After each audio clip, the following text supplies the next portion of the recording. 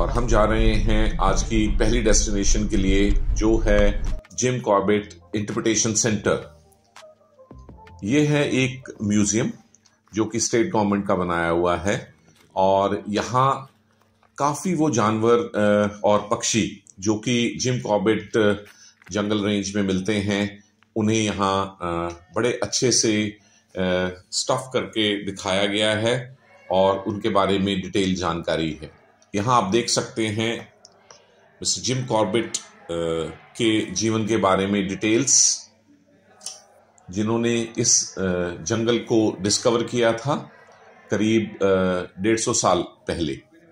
इस म्यूजियम में पिक्चर्स के थ्रू इस जंगल में जिम कॉर्बेट में मिलने वाले पशु पक्षियों के बारे में डिटेल्ड जानकारी आप प्राप्त कर सकते हैं।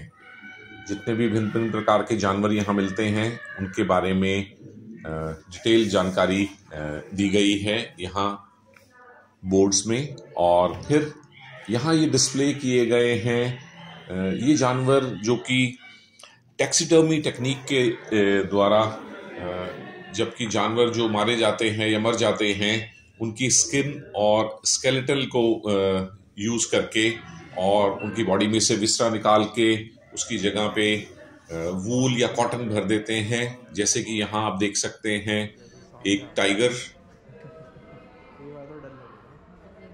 इसके अलावा इस जंगल में पाए जाने वाले हिरन और बारहसिंगा और चीतल, इन सभी को यहाँ दर्शाया गया है और उनके बारे में डिटेल जानकारी दी गई है। इसके अलावा यहाँ एक लाइट एंड साउंड शो भी होता है जो सिर्फ 5 मिनट का शो है, जिसे आप देख सकते हैं और इसमें जंगल लाइफ के बारे में आपकी नॉलेज और बढ़ जाती है।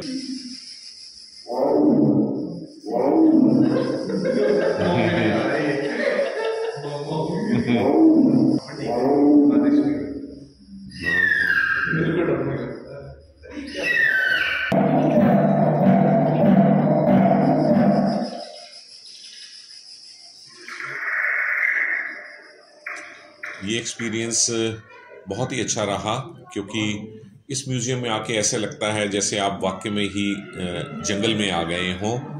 और जंगल में तो आप जानवरों को सिर्फ देख सकते हैं, लेकिन यहाँ आप उनके बारे में डिटेल जानकारी प्राप्त कर सकते हैं। यहाँ की एंट्रेंस फीस है 30 रुपीज़ पर पर्सन और यहाँ आपको इस म्यूजियम को देखने में करीब करीब 1 घंटे का समय लग जाएगा, लेकिन ये 1 घंटा यहाँ बिताना वर्थवाइल है। इस म्यूजियम का मेन पर्पस हमें वाइल्ड लाइफ के बारे में अवेयर कराना है और उनके बारे में सेंसिटाइज करना भी है कि एनिमल्स और बर्ड्स और इसके साथ साथ वेजिटेशन जैसे कि ट्रीज़ हैं, ये हम सबकी लाइफ के लिए कितने इम्पोर्टेंट हैं और हमें इन्हें प्रिजर्व करके रखना चाहिए। ये एक बहुत ही इंटरेस्टिंग डिस्प्ले है जहाँ कई पक्षियों की जो इस जिम कॉर्बेट पार्क में पाए जाते हैं उनकी पिक्चर्स लगाई गई हैं और उसके नीचे है एक बटन। जब आप उस बटन को प्रेस करते हैं तो उस पक्षी की आवाज़ आपको सुनाई देती है। तो ये बहुत ही एक इंटरेस्टिंग एक्सपीरियंस रहा। आप अलग अलग बटन को दबाते हैं और वहाँ से उस पक्षी की जिसकी फ़ोटो सामने लगी है उसकी आवाज़ आपको सुनाई देती है कि वो कैसे चहचहाते हैं। So this was a very novel idea और इस म्यूज़ियम की हाईलाइट भी है।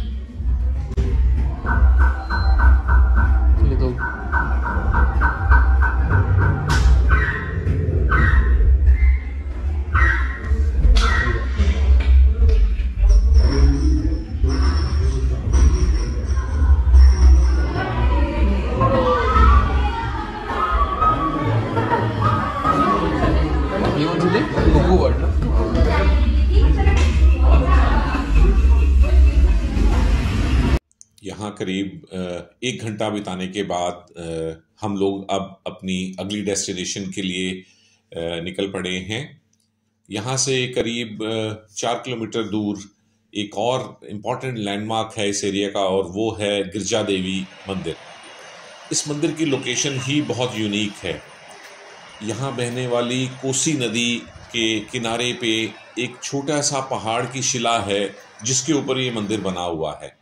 और यहाँ मंदिर तक पहुँचने के लिए पहले आपको एक ब्रिज क्रॉस करना होता है, और फिर आता है वो एक पतला सा पहाड़ जिसकी चोटी पे ये मंदिर स्थित है। और आपको करीब 200 सीढ़ियाँ चढ़ने के बाद आप पहुँचते हैं गिरजा देवी मंदिर में। और फिर वहाँ दर्शन करने के बाद आप कुछ समय बिता सकते हैं यहाँ कोसी नदी के किनारे पे। यहाँ कई छोटी छोटी शॉप्स और टेंट्स लगाए गए हैं जहाँ आपको रेस्ट करने के लिए चेयर मिल जाएंगी, और यदि आप उनसे मैगी या चाय कॉफ़ी लेते हैं तो आप वहाँ बैठ के इस जगह का नज़ारा भी ले सकते हैं। यहाँ कोसी नदी काफ़ी शैलो हो जाती है, और ज़्यादातर बीच बीच में पहाड़ी पत्थर पड़े हुए हैं, और एक पतली धार बहती है कोसी नदी की। तो ये रिलैक्स करने के लिए बहुत ही इंटरेस्टिंग जगह है जहां आप घंटों बिता सकते हैं पास बहती नदी के साथ।